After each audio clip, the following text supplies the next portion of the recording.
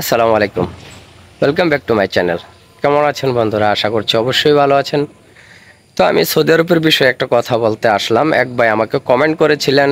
তো এটা যারা নতুন সৌদি আরবে যাবেন বা আসতেছেন সৌদি আরবে বা ভিসা লাগাচ্ছেন বা ভিসা লাগাবেন কিংবা ভিসা নিবেন, সৌদি আরবে ঢুকবেন ইনশাআল্লাহ।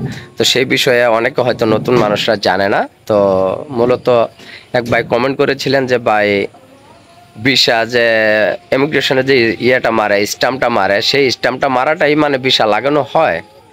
তো আসলে মূলত স্টাম্পটা কি কিংবা ভিসা কোনটা, এটা এই ভিডিওতে বলবো। অবশ্যই সাথে থাকবেন বন্ধুরা। আর যারা নতুন আছেন অবশ্যই আমার চ্যানেলটা সাবস্ক্রাইব করে পাশে থাকবেন এবং পুরো ভিডিওটা দেখার চেষ্টা করবেন, স্কিপ করে দেখবেন না। থ্যাংক ইউ সো মাচ বন্ধুরা, আমাকে টাইম দেওয়ার জন্য, আমাকে সাপোর্ট করার জন্য।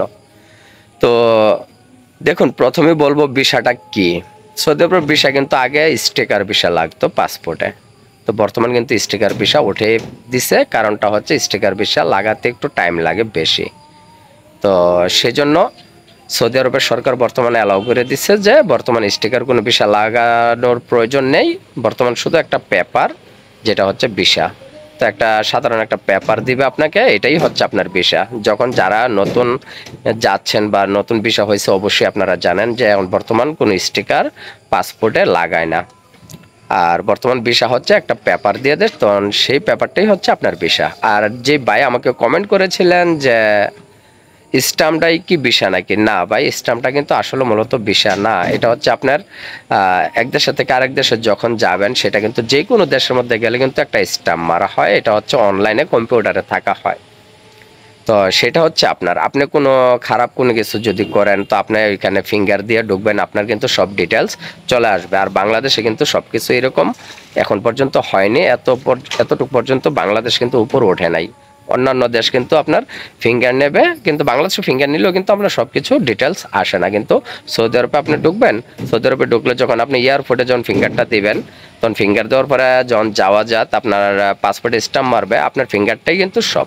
এইখানে যা যে ফটোটা উঠবে, ফিঙ্গারের সময় যে ফটোটা নেবে আপনাকে, তো আপনার ইকামা বানান আর ওইখানে গিয়ে আপনি যদি ড্রাইভিং লাইসেন্সও করেন, তো ওই একই ফটো আসবে, আপনার এয়ারপোর্টের ফটোটাই কিন্তু আসবে।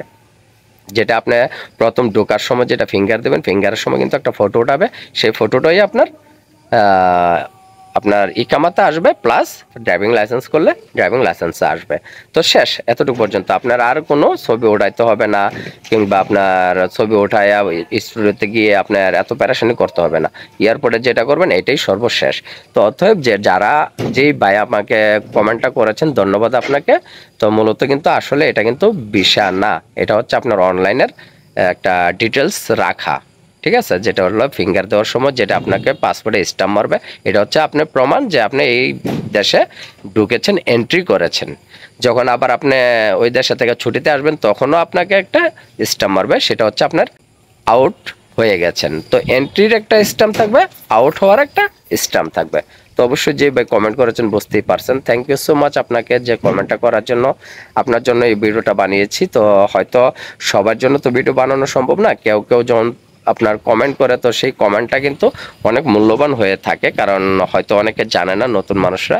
তো সেটাই হচ্ছে মেন কথা আর কি। তো অবশ্যই বুঝতে যদি পারেন, তো যারা অবশ্যই বুঝতে পেরেছেন, না বুঝতে পেরেছেন, আপনারা ভালো মন্দ আপনারা কমেন্ট করবেন, কোনটা আপনাদের ভালো প্রয়োজন কিংবা কোনটা আপনাদের খারাপ হচ্ছে, কি কি আসে বিষয়, সবগুলো যদি আপনারা কমেন্ট করেন, আমি কিন্তু প্রত্যেকটা কমেন্টে রিপ্লাই দিয়ে থাকি। তো যদি ভালো কোনো কিছু কমেন্ট আমি পাই, তাহলে অবশ্যই সেটার বিষয় নিয়ে আমি ভিডিও বানানোর চেষ্টা করবো ইনশাল্লাহ। তো কমেন্ট করবেন, ভিডিওতে লাইক করবেন অবশ্যই, তো আমাকে সাপোর্ট করবেন। থ্যাংক ইউ সো মাচ বন্ধুরা, ভালো থাকবেন। নেক্সট অবশ্যই অন্য কোনো কিছু ভিডিও নিয়ে আসবো। আল্লাহ হাফেজ।